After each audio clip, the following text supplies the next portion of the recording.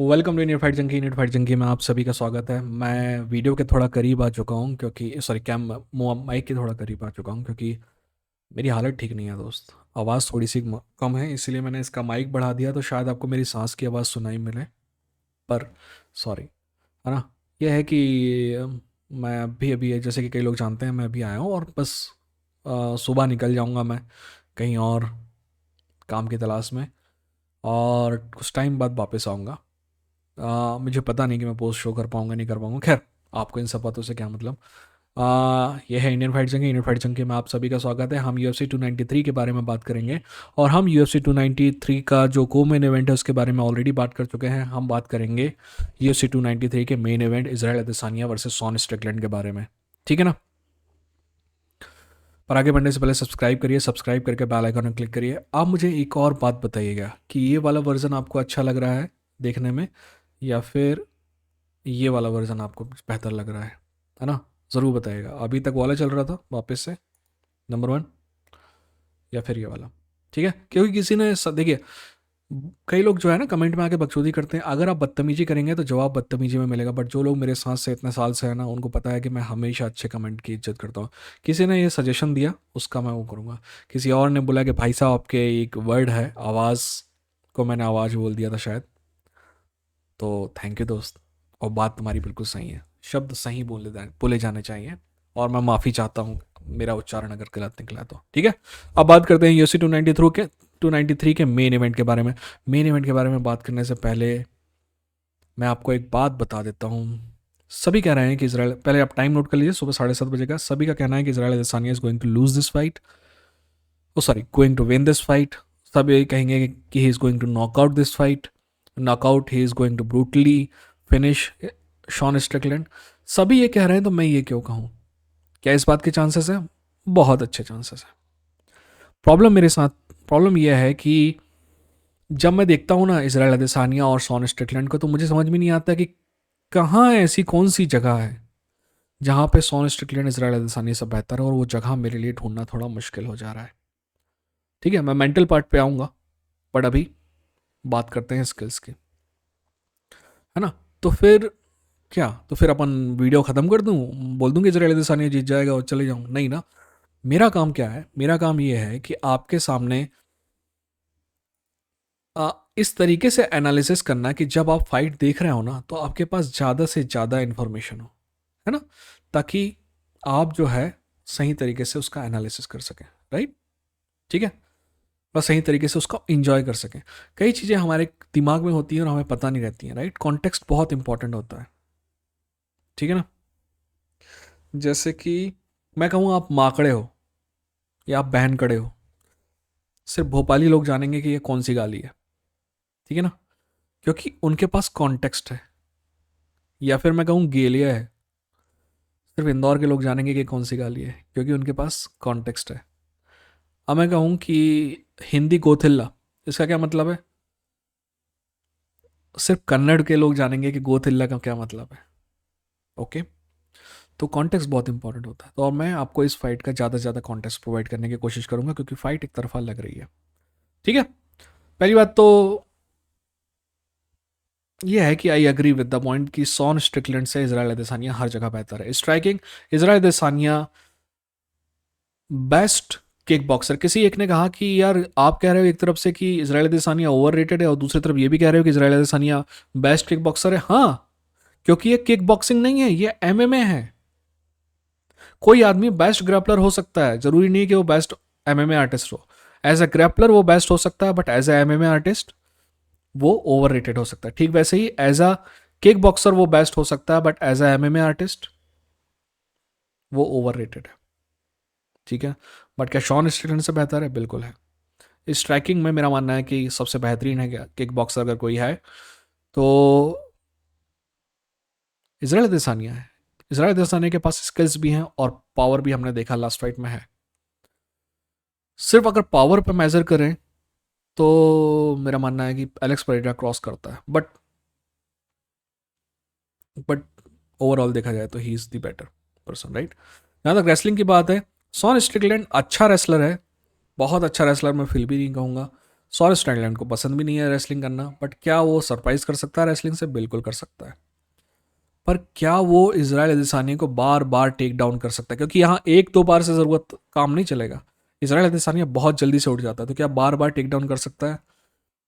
I don't know दोस्त, ये problematic है। मुझे नहीं लगता कि बार बार उसको टेक डाउन कर सकता है, क्योंकि इजराइल अदेसानिया इससे बेहतर रेसलर्स के साथ फाइट कर चुका है।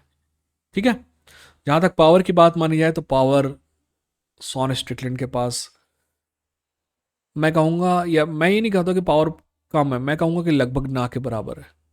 मैंने देखा नहीं है सॉन स्ट्रिकलैंड की पावर, क्योंकि सॉन स्ट्रिकलैंड जो है ना, वो वर्कर है, लेबर टाइप का काम करता है, धीरे धीरे धीरे धीरे बिल्डिंग खड़ी करता है, एकदम से जादू की वो चला के बिल्डिंग नहीं खड़ी करता। एलेक्स परेरा, या कभी कभी कह सकते हैं अपन पावर इजराइल दिसानिया के पास भी वैसी है। ठीक है, तो ये सब बातें मैंने आपको बता दी। आप कहोगे कि भाई फिर वीडियो क्यों बना रहे हो? अब उस बात पे ध्यान देते हैं कि कैसे शॉन स्ट्रिकलैंड जीत सकता है। ठीक है, पहला, शॉन स्ट्रिकलैंड जो है, में एक खासियत है कि उसका कार्डियो बहुत अच्छा है। क्या इसराइल का बुरा है? नहीं, बट शॉन स्ट्रिकलैंड का कार्डियो अच्छा है, इसका मतलब वो पूरे 5 राउंड की फाइट बना रह सकता है। पहले राउंड में ठुकना है कोई दिक्कत नहीं, दूसरे राउंड में ठुके कोई दिक्कत नहीं, तीसरे राउंड में ठुके कोई दिक्कत नहीं। गलती से भी इसराइल अदेसानिया एक भी जगह देता है ना आपको कैपिटलाइज करने की, 15 सेकंड का भी, तो आपको हो सकता है कि मेरा निशाना ज़िंदगी में कभी नहीं लगा, बट जिस दिन मौका आया किसी को मारने का, मेरा निशाना लग गया।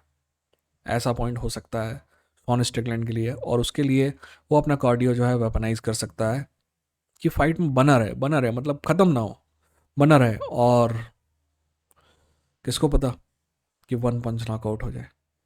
दूसरा तरीका है बोरिंग फाइट, मतलब बोरिंग फाइट इजराइल देसानिया के बारे में आप माने या ना माने, इजराइल देसानिया की कई सारी फाइट बोरिंग है ना? ब्लॉकोविच वाली फाइट है, चाहे रोमेरो वाली फाइट है, कॉर्नियर वाली फाइट भी कुछ हद तक है। बट दोस्त, मेरे को इजराइल अदेसानिया, मैं सुपर फैन नहीं हूँ इजराइल अदेसानिया का, आप सभी को पता है। बट इजराइल अदेसानिया चैंपियन है, क्योंकि वो जो ये फाइट है ना, ये जो बोरिंग फाइट है, इसी की वजह से मेरे दिल में इजराइल अदेसानिया के लिए इज्जत है।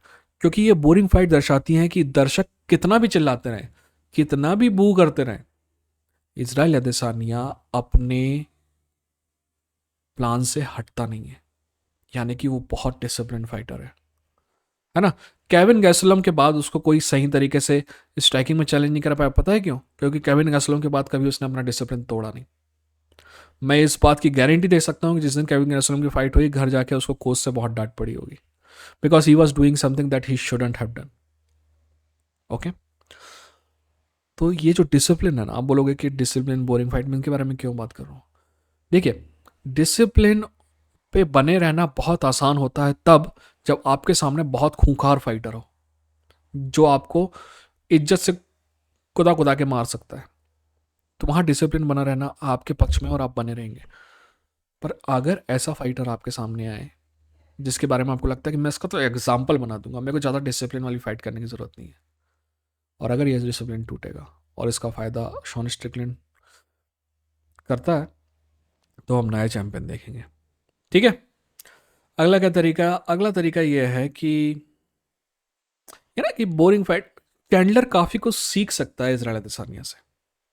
ठीक है ना, चैंडलर हमेशा पब्लिक के लिए काम करता है, पब्लिक को दिखाने के लिए काम करता है, बट ये बार ऐसी हो सकती है जब इजराइल अदेसानिया पब्लिक को दिखाने के लिए नॉकआउट करे। एलेक्स पेरेरा का नॉकआउट उसने पब्लिक को दिखाने के लिए नहीं करा, वो अपने लिए उसने किया। ठीक है, और तीसरा तरीका है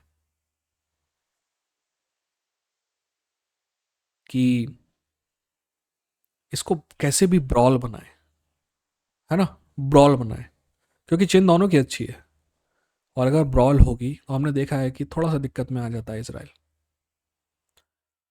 पर ये बनाना बहुत मुश्किल है, क्योंकि इजराइल अदेसानिया अपनी रेंज छोड़ता नहीं है, वो पकड़ के रखता है अपनी रेंज।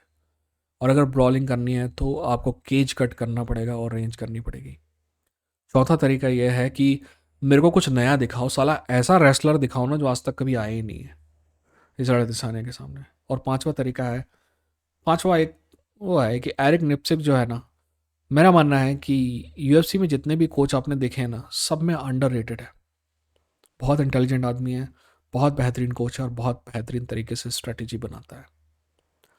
तो मेरा मानना है कि उसके पास कोई ना कोई स्ट्रेटेजी तो होगी इसराइल अदेसानिया को हराने की। अब क्या उस स्ट्रेटेजी को शॉन स्ट्रिकलैंड इम्प्लीमेंट कर पाएगा, दैट आई डोंट नो, ये फाइट में पता चलेगा। मैं सॉरी, अगर मेरी आवाज़ ख़राब है तो उसके लिए मैं माफ़ी चाहता हूँ बार बार, है ना। एंड में मेरा प्रोडिक्शन क्या है, मेरा दिल कहता है कि हारे या जीते शॉन स्ट्रिकलैंड दिल जीतने की कोशिश करेगा। दिमाग कहता है कि कोई डाउट ही नहीं है इजराइल अदेसानिया जीतेगा। पैसे होते तो इजराइल अदेसानिया पे नहीं शॉन स्ट्रिकलैंड पे लगाए जाते, क्योंकि उसके ऑड्स अच्छे मिल रहे हैं, है ना। तो आप बताइएगा मेरे को एनालिसिस कैसा लगा आपको। अब मैं पता नहीं यार बीमार हूँ तो ऊट पटांग बोल रहा हूँ, मैं बोल रहा हूँ कि आप बताइएगा मेरे को एनालिसिस कैसा लगा आपको, ये चूतियापी वाली बात है। आप बताइएगा कि एनालिसिस कैसे लगा, और जो भी बीमारी की वजह से थोड़ी बहुत गड़बड़ है उसके लिए मैं माफ़ी चाहता हूँ। अपना ख्याल रखिए, अपनों का ख्याल रखिए। ये था इंडियन फाइट जंगी, लड़ेंगे जीतेंगे।